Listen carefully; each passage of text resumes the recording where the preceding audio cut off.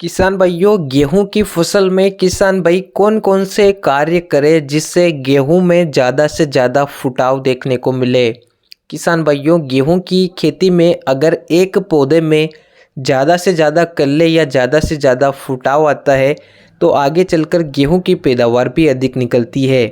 गेहूं में फुटाव को बढ़ाने के लिए किसान भाई कुछ ज़रूरी काम अपनी फसल में कर सकते हैं जिससे कम खर्चे में किसान भाई काफ़ी बढ़िया मुनाफा गेहूं की खेती से कमा सकते हैं। इस वीडियो में 2 से 3 ऐसे ज़रूरी काम बता रहा हूं जो लगभग सभी किसानों को गेहूं की फसल में करने चाहिए। तो चलिए वीडियो को शुरू करते हैं।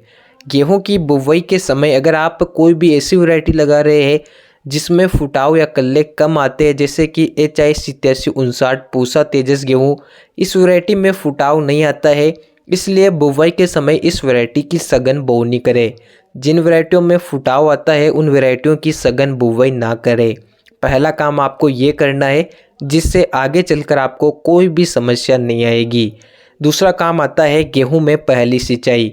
ऐसा माना जाता है कि किसान भाई गेहूं की फसल में पहली सिंचाई अगर सही समय पर करे तो शुरुआत से ही गेहूं में काफ़ी बढ़िया फुटाव निकलता है, पौधे में ज़्यादा से ज़्यादा कल्ले निकलते हैं।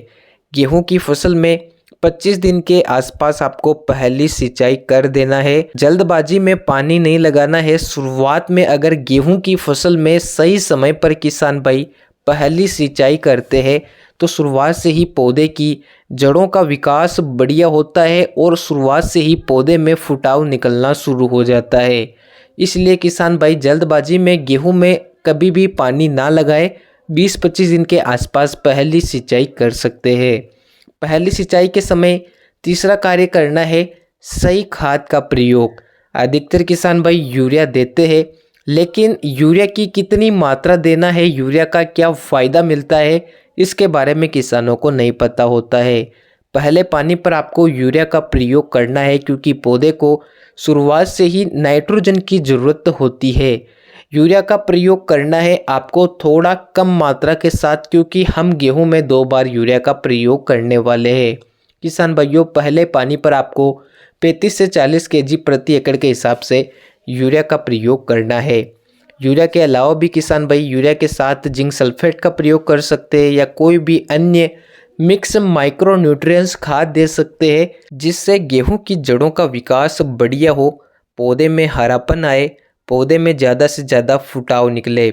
अगर आप गेहूं की फसल में पहली सिंचाई पर इन चीज़ों का प्रयोग करते हैं तो शुरुआत से ही गेहूं की फसल में ज़्यादा से ज़्यादा फुटाव देखने को मिलता है, कल्ले ज़्यादा निकलते हैं।